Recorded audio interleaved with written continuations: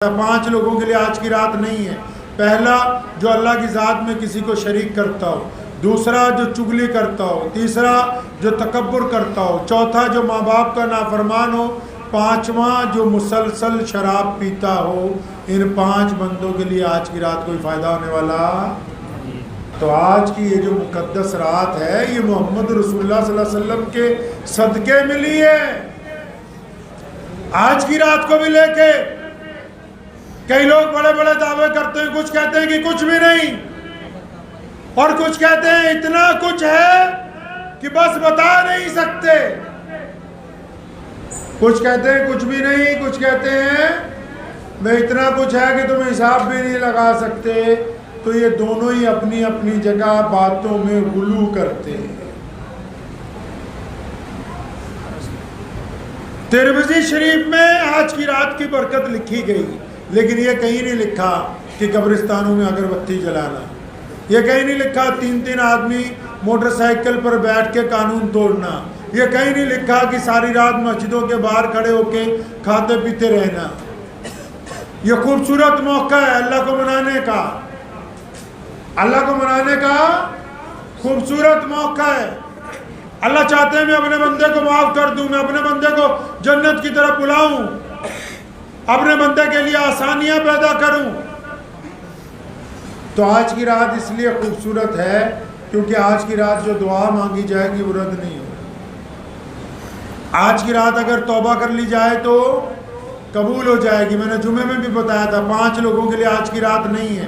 پہلا جو اللہ کی ذات میں کسی کو شریک کرتا ہو، دوسرا جو چگلی کرتا ہو، تیسرا جو تکبر کرتا ہو، چوتھا جو ماں باپ کا نافرمان ہو، پانچواں جو مسلسل شراب پیتا ہو۔ ان 5 بندوں کے لیے آج کی رات کوئی فائدہ ہونے والا نہیں۔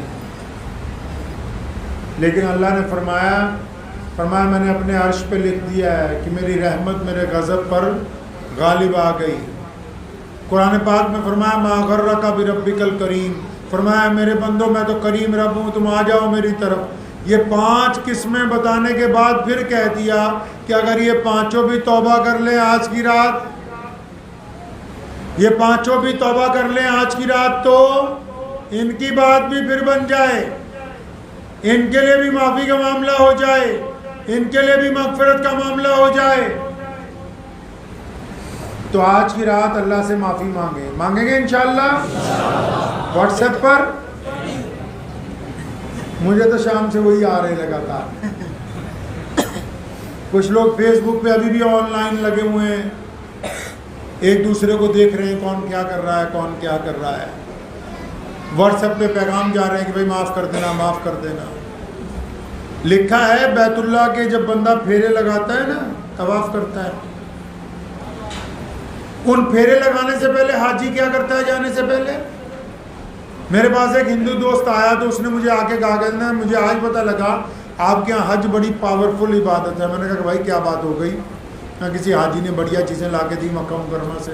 کہتا نہیں، کہتا ایک صاحب سے میرا بیوپار تھا، انہوں نے میرے 55,000 روپے دینے تھے، 5-6 سال کی بات ہے، میں بھی بھول گیا، بہت اصرار کیا، نہیں ملے، بات آئی گئی ہو گئی۔ کہتا ابھی ان کا ایک دن اچانک فون آیا کہ باؤ جی آپ کے پیسے دینے۔ تو مجھے بڑی حیرانی ہوئی کہ اتنے سال بعد کیسے دینے؟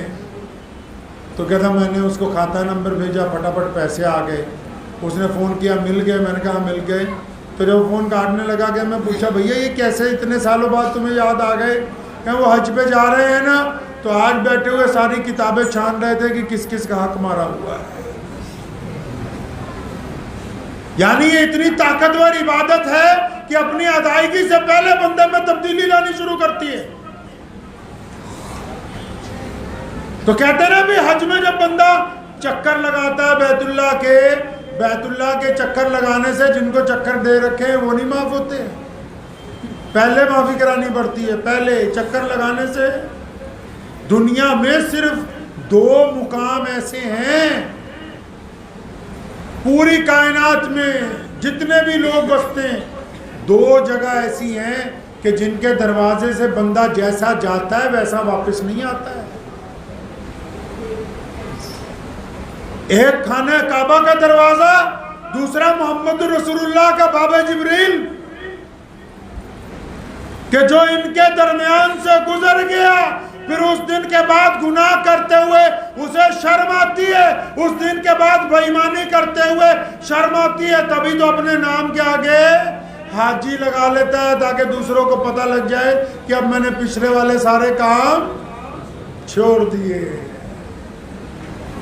یہ ایسا ہی نہیں، پوری دنیا میں یہ جو بڑے بڑے ملک ہیں نا، امریکہ، فرانس، جرمن، ان کو ہم سے یہ بہت بڑی تکلیف ہے، کچھ لوگوں کو پتہ نہیں۔ جتنے بڑے ملک ہیں، سپر پاوریں، ان کو مسلمانوں سے سب سے بڑی تکلیف یہ ہے کہ جو مرکز ہمیں اللہ نے دیے ہیں دنیا میں کسی کے پاس نہیں۔ دنیا میں ایسے کون ہے جو ایک ہی طرف منہ کر کے نماز پڑھتے ہیں؟ ایسی کون سی جگہ ہے جس میں بندہ جائے اور پھر اس کے زندگی جینے کا طریقہ بدل جائے؟ ورنہ لوگ عبادت کرتے ہیں پھر گناہ کے اندر ملوث ہو جاتے ہیں۔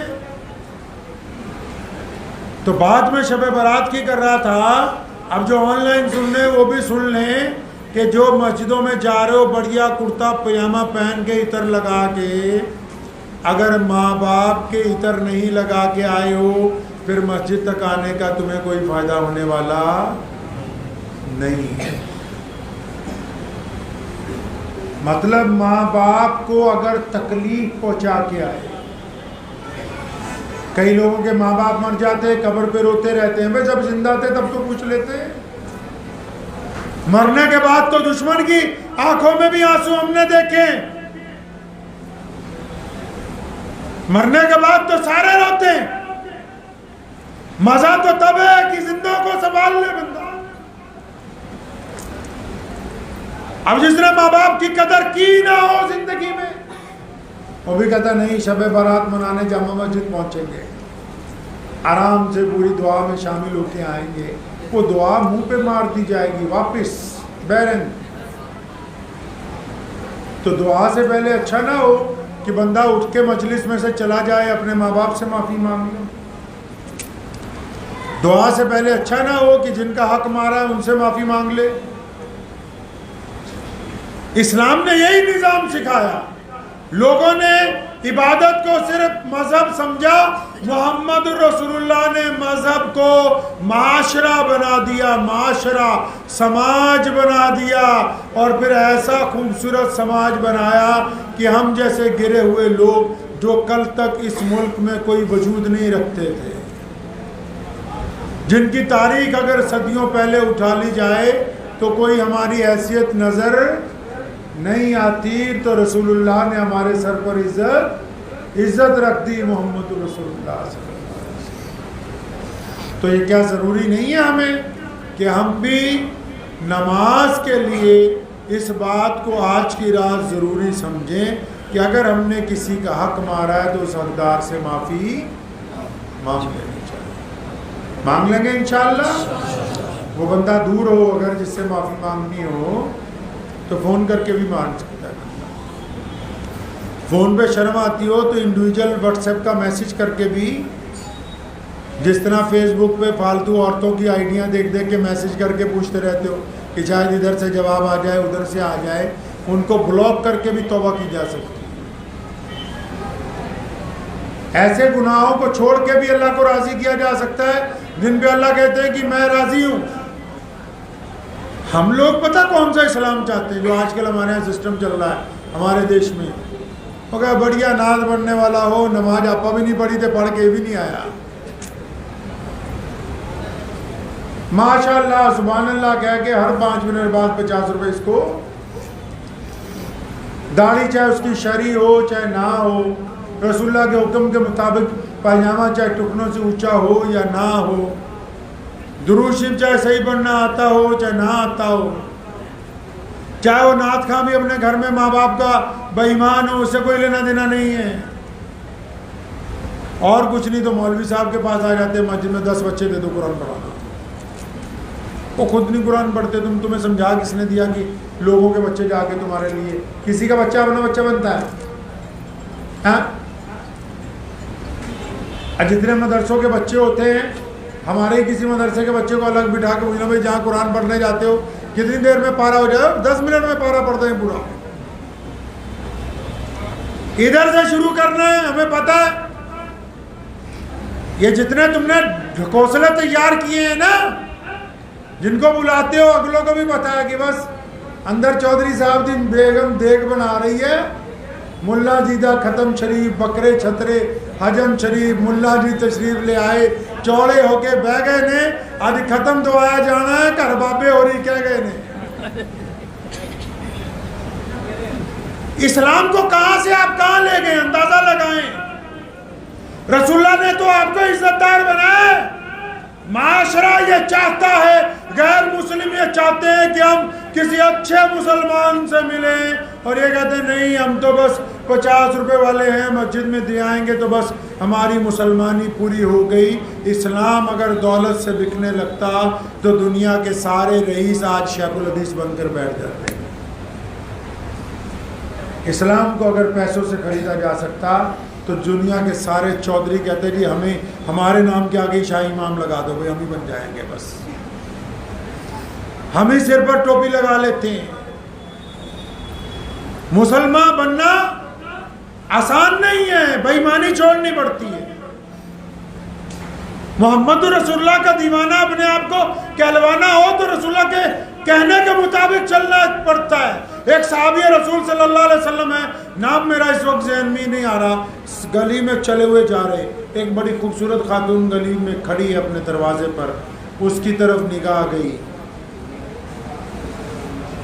دل میں برا خیال آیا، 4 قدم آگے بڑھے. سنو یہ واقعہ، کیونکہ تمہارے پاس تو سننے کے لیے ٹائم نہیں ہے، ہمارے پاس اب ہم مولوی سارے ہوئیوں بلائے ہوتے باہروں کہ ذرا شور مچاتے رہنا بس فجر تک، اور کچھ نہیں چاہیے. صحابی رسول گزرے، ایک عورت کو دیکھا،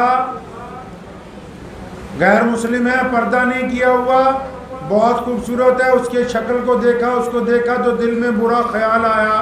4 قدم ابھی آگے بڑھے تو آنکھوں سے آنسو جاری ہو گئے. اپنے آپ کو کہتے ہیں کہ رسول اللہ نے تو حکم دیا ہے کہ کسی غیر کی بیٹی کو گندی نگاہ سے نہیں دیکھنا. اب قدم رک نہیں رہے، آنکھوں سے آنسو جاری ہیں اور گھر کہیں اور ہے، لیکن چلتے ہی جا رہے ہیں، چلتے ہی جا رہے ہیں، رو رہے ہیں، چلتے جا رہے ہیں. چلتے چلتے مدینہ منورہ سے باہر نکل گئے، چلتے ہی جا رہے ہیں، چلتے ہی جا رہے ہیں. کئی میل چلے گئے، جنگل آ گیا، جنگل میں جا کر چھپ کر سانس لیا، بیٹھ گئے. پھر زاروں قطار رو رہے ہیں. نماز کا وقت ہوتا ہے، نماز پڑھتے ہیں، استغفار کرتے ہیں، روتے ہی رہتے ہیں. کس بات پہ رو رہا ہے بندہ؟ ابھی ڈانٹا نہیں ہے کسی نے. ان نوجوانوں کو سنا رہا ہوں، ابھی ڈانٹا نہیں ہے، ابھی کسی کو پتہ نہیں لگا. جس طرح تم کرتے ہو بھی چپکے سے دیکھ لیتے ہیں، اس کو پتہ تو نہیں لگ رہا. ابھی کسی کو پتہ نہیں لگا کہ ہوا کیا ہے. بس غیر محرم پہ نگاہ پڑی، دل میں برا خیال آیا، فوراً ہی رسول اللہ صلی اللہ علیہ وسلم کی بات یاد آ گئی. زارو قطار روتے ہوئے مدینہ چھٹ گیا، جنگل میں پہنچ گئے. نماز پڑھتے ہیں، روتے رہتے ہیں، نماز پڑھتے ہیں، وہیں جنگل میں سے گھاس کھا رہے ہیں، جنگل کا کوئی پھل کھا رہے ہیں، وہیں ہیں. تو جب 1 2 3 4 ہفتے گزر گئے، رسول اللہ صلی اللہ علیہ وسلم نے صحابہ سے پوچھا کہ وہ فلاں ہمارا عاشق نظر نہیں آ رہا، کہاں ہے بھائی؟ تلاش شروع ہوئی تو ایک گڈریے نے بتایا کہ وہ فلاں جنگل میں نے دیکھا ہے، وہ مجنوؤں کی طرح پھرتا ہے آج کل، سارا دن روتا رہتا ہے، ساری رات روتی رہتا ہے.